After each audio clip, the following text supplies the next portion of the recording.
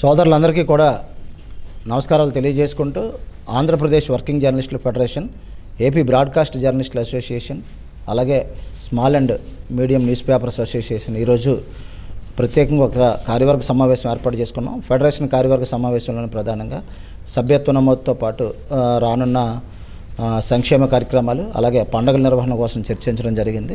ప్రధానంగా వినాయక చవితి, విజయదశమి పండుగలు ఎప్పుడు కూడా ఫెడరేషన్ నిర్వహిస్తూ వస్తుంది.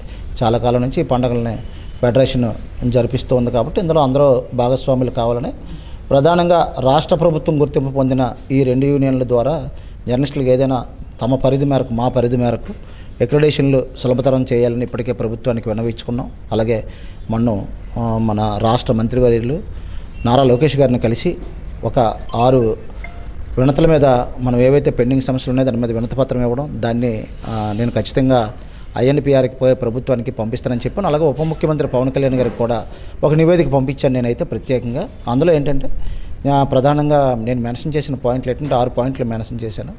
అందులో ఒకటి ఏంటంటే ఎప్పటి నుంచో ఇల్లు కానీ ఇళ్ల స్థలాలు కానీ అన్నారు, ఇళ్ల స్థలాలు ఇవ్వాలని చెప్పేసి ఒక డిమాండ్ ఉంది, అదొకటి. దాంతోపాటు ఇతర 11 రాష్ట్రాల్లో పెన్షన్ సదుపాయం ఉంది జర్నలిస్టులకి.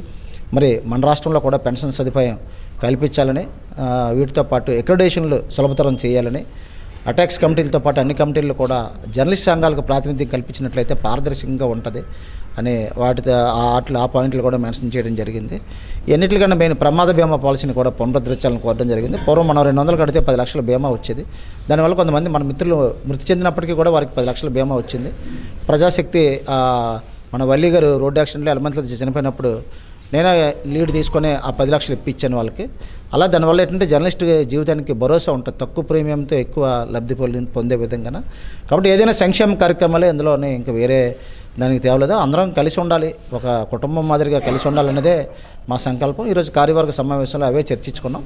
ప్రధానంగా రానున్న పండుగలు విజయవంతం చేయాలని, అలాగే ఫెడరేషన్ సభ్యత్వ నమోదు కార్యక్రమం పూర్తిగా వచ్చింది.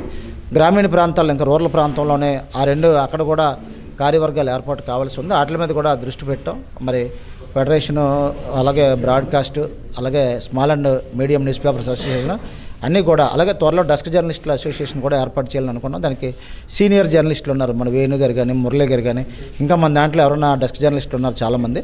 వాళ్ళందరినీ కూడా వాళ్ళకి కూడా ఒక అసోసియేషన్ ఫామ్ చేసి మన అనుబంధ సంస్థగా ఉంచుకుంటూ మనం ఏదైతే ఏమైనా మనకి వెల్ఫేర్ యాక్టివిటీస్ అందినప్పుడు వాళ్ళకు కూడా అందించడం, వాళ్ళు ప్రత్యేకంగా వాళ్ళ ఆత్మాభిమానాన్ని వాళ్ళందరూ కూడా ఉపసంపాదకులు ఉన్న వాళ్ళందరూ కూడా, ఎందుకంటే రాత్రి అంతా కష్టపడి తెల్లవారులేసి వాళ్ళు ఎక్కడికి వెళ్ళాలి, ఏం వెళ్ళాలో కూడా చాలామందికి తెలియదు. కాబట్టి వాళ్ళ అసోసియేషన్ ఫామ్ చేసుకున్నట్లయితే వాళ్ళకు కూడా మనం ఏది చేసినా సరే, చిన్న కార్యక్రమం చేసినా వాళ్ళకి తెలియజేయడం, వెల్ఫేర్ కార్యక్రమాలు కూడా వాళ్ళకి అందించడమే మన ప్రధాన లక్ష్యం. ఇందులోనే ఎటువంటి వేరే దానికి కూడా తావులేదు. కాబట్టి డెస్క్ జర్నలిస్ట్ అసోసియేషన్ రేపు దసరా ముందు కానీ దసరా తర్వాత కానీ ఏర్పాటు చేసి ఆ కమిటీ ఏర్పాటు చేసి వాళ్ళకే అప్పగిస్తాం అందులోనే. కాబట్టి 4 ఉంటే ఇంచుమించు అందరూ కవర్ అవుతాయి. ఎందుకంటే ఫోటో జర్నలిస్టుల అసోసియేషన్ వారికి ఉంది కాబట్టి మనం అది ఏర్పాటు చేయడం లేదు. వాళ్ళకి 32 మంది అసోసియేషన్ ఉంది కాబట్టి వాళ్ళ సంక్షేమ కార్యక్రమాలు నిర్వహించుకుంటున్నారు. కాబట్టి భవిష్యత్తులో అందరినీ కలుపుకొని పోవాలన్నదే మా ఆకాంక్ష.